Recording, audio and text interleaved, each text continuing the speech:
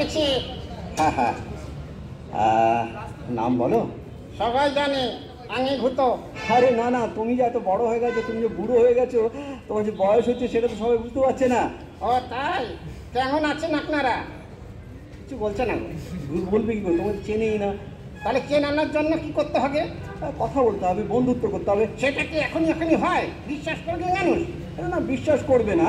হ্যাঁ শোনো, সহজে কাউকে বিশ্বাস করে বন্ধুত্ব করার দরকার নেই, আগে জানো তারপরে। আরে বাবা, এত জ্ঞান দিতে কে বলেছে? আমাদের স্বভাব নাট্যকলাদের।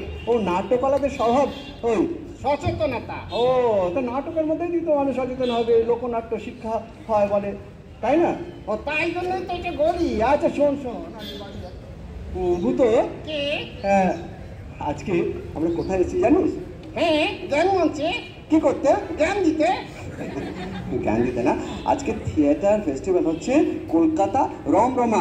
রঙিয়ে। রমরমিয়ে, এই কলকাতা রমরমায় রমরমিয়ে থিয়েটার ফেস্টিভ্যালে আমরা একটু কথা বলার সুযোগ পেয়েছি পুতুল নাটকের দল। পুতুল নাটকের দল, ধূমকেতু পাপেট থিয়েটার, সাথে আমি ভূত। হ্যাঁ ভূত। কে? বয়স কত হলো? সব কথা সবাইকে বলতে নেই। তো দেখে তো মনে হচ্ছে বেশ বয়স হয়েছে। আরে নাটক ওদের বয়স কি, সাজলেই হলো। সাজলেই হলো? সে বুড়ো হতে পারি। হ্যাঁ, আর না, সব কথা বলবো না, যেটা দরকার সেটা। আচ্ছা ঠিক আছে, তোকে তো আমি অনেকদিন ধরে জিজ্ঞেস করি যে তুই বড় হয়ে কি করবি। তো আজকে তো বড় হয়ে গেছিস, কিন্তু কি করবি? কি করার ইচ্ছা আছে বলো? আমি কেন বলবো, তুই বল। এতদিন যা ভেবেছিলাম সেটা হয়নি। কি? মঞ্চে মঞ্চে নাটক করেছি, অভিনয় করেছি, ভুল করেছি। কেন? এত বড় মঞ্চ হ্যাঁ, এত বড় মঞ্চ ছেড়ে শুধু হলে। তো আমরা তো রাস্তাও করি, স্ট্রিটেও করি, এই যে মুক্ত মঞ্চে করছি এই বাইরে। আরে গাগা, সেটা বলছি না, অভিনয় করার জায়গা কি কম আছে? তো তুই কোথায় নাটক করতে চাস বলতো? গঙ্গাসাগর মেলায়। কেন? সেখানে গিয়ে কি করবি?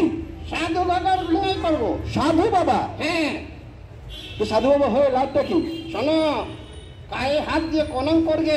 প্রণাম করবে, আবার টাকাও দিয়ে যাবে। আবার টাকাও দিয়ে যাবে, হ্যাঁ, আর আবার জ্ঞানও দিতে পারবো। আবার জ্ঞানও দিতে পারি।